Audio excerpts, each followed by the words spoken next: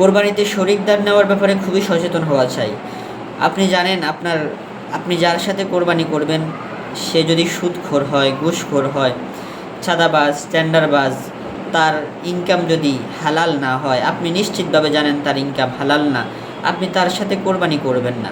এমন ব্যক্তির সাথে যদি আপনি কোরবানি না করেন, তাহলে তার সাথে এই কোরবানি না করাও একটা প্রতিবাদ করা হয়ে যায় এবং সেও এর জন্য তার ভিতরে অনুশোচনা বোধ আসতে পারে। একজন সুদখোরের সাথে যদি কেউ কোরবানি করতে না চায়, তাহলে তার মধ্যে অনুশোচনা বোধ আসবে, হায় আমি কি কাজ করি যে আমার সাথে সমাজের মানুষরা কোরবানি করতে চায় না।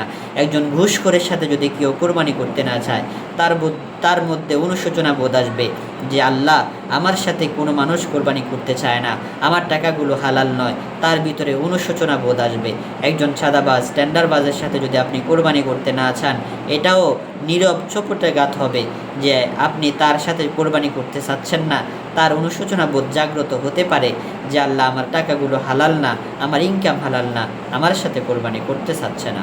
এজন্য আমরা শরিকদার যাচাই বাছাই করে শরিকদার নিব এবং যারা সুদখোর, ঘুষখোর, যারা চাঁদাবাজ, টেন্ডারবাজ, এদের থেকে দূরে থাকবেন।